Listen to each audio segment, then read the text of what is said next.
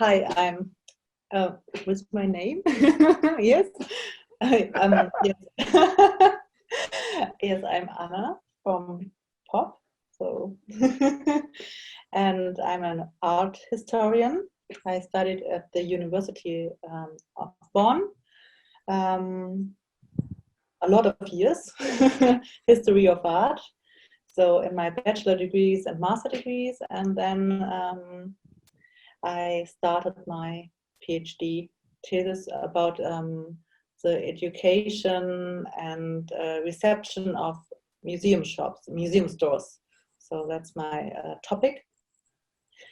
And I'm a freelancer, so I do art education for museums, and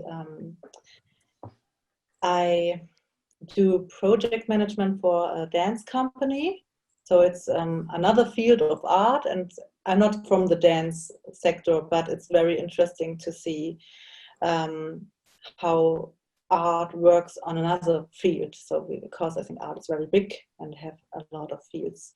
Yes, and I do a lot of PR work, so for museums and smaller institutions. And yes, Julia and me, we founded POPP at the beginning of this year because we saw a lot of things in the art education and in the art field which should be more progressive. So I think there's a lot to do, a lot of work to do. Yeah, it's a good thing. Yeah, definitely. For sure. So then you. Yes. So my name is Julia and I'm from Cologne, but I'm living in Bonn. Normally I'm living in Vienna and Bonn. I moved 2 years ago to Vienna because I worked on my master thesis about Hermann Nietzsche, the Viennese actionist. And yes, due to Corona, I'm back in Germany.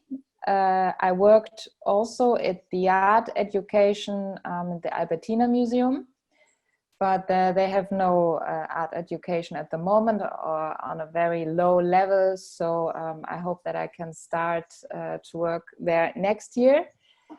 Actually, I'm also working like Anna on my PhD, but I'm focused on Viennese art after the Second World War, especially the Viennese actionists. And I research the reception of performative art from the 60s till today. And I'm searching for ways of musealization of performative arts.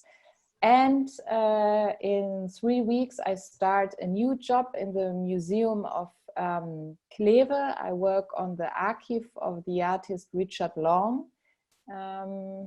Yes, so this is what I'm doing, and I'm next to all my other thousands of jobs, I'm working as an art educator, as I did for the Albertina Museum. And I think that the mediation of art is very important. It's also a creative process. Reception is a creative process, like also it's maybe almost an artwork, a piece of art, the reception. And I think due to the capitalism, for example, the importance of reception was killed. And today it's the most important thing is to have a lot of viewers in the museum to make money, that everybody is buying the pencils of the museum or the books, or I don't know. And I want, or my focus is that people are more focused on the art and the social and political effect of reception of art and art itself. So that's one of the reasons why Anna and me founded POPP. So we want that people, now the English word is missing, auseinandersetzen, Anna. Oh, Auseinandersetzen. oh, warte, ich gucke. Warte. Das Wörterbuch. I want that people deal much more with topics like mediation of art and young artists, contemporary places of art to exhibit and so on. That's it. That's nice. So yeah, you already talked about POPP. So how do you want to make art and politicize art through POPP? Yeah, first of all, I think to make the whole process visible. It's not just picture or the exhibition, it's a lot more to see. So because of this, we make, and on our blog we have not just, we do not just tell about exhibitions, we speak with artists. So behind every artwork there's an artist. So it's very important to see this person behind, because this person has a lot to tell and to explain about the artwork, and there's a whole process behind art, and it's very important to make this visible, and the history context. So don't you think that showing the entire process or the entire artist would just blow away the frame of just, normally art is just this thing inside of a frame and it's clean and it's done, but broadening it, won't you think that you give people too much almost? What is your opinion on that?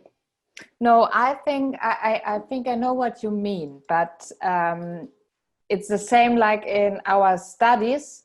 The first sentence my professor told me is that don't read the biography of an artist as an art historian. You never should do this because it's not necessary for you. So it's not the same. I think the one of the first political things we do with POPP is to get in touch, to get in a dialogue with the artist. I don't want to blow away the magic of the artwork, but I want that the concept and the process, how the artwork developed, is more shown, because people lost these thoughts about it, and I think we can rebuild it through talking with people, and then maybe we don't need to talk so much, but you have to learn it again, to talk, and it's not just talking about why you did this or why you did that. It's talking about more inner ideas, thoughts. Oh, it's a very big task for you to translate everything in a very nice English. Well, no, this is gonna go up as a perfect video. Okay. The beginning. Yeah, no, that's exactly what I wanted you to tell. Is some people would say, well, I just want the one thing. I want to go to the Van Gogh Museum and I want to see one painting and I want to stare at it for 5 minutes, and all the other stuff I want to forget about it. But you're going into the other approach where you want to we want to give people everything. We want to show them inside of their minds, and I think that's great. Because art is not just art, and it's there for a reason, because the artist who has done this piece of art also had a reception of the world. He looked at things. He's living in this world, and so he's also transferring it or transforming this idea. So we have to see every piece of art in a huge way, in a bigger way, in a circle. Also, Van Gogh lived in a special time with the special conflicts, and you have to see this. Yeah. You always have to understand the historical context or the time in which the artwork is grows.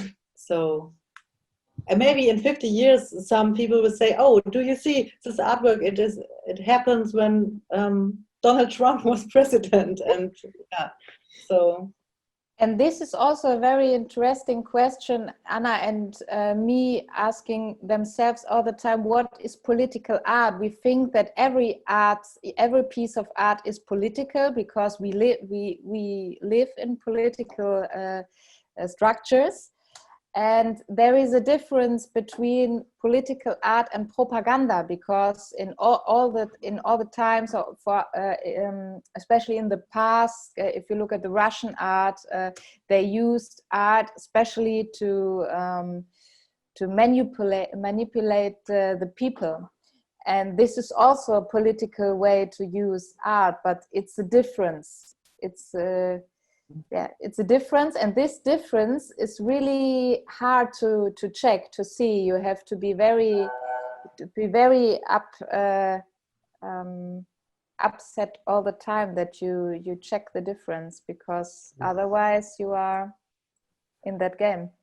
And you're lost. Propaganda game. Yes. According to what you said, Julia, yesterday I read an interesting interview with Thomas Ruff.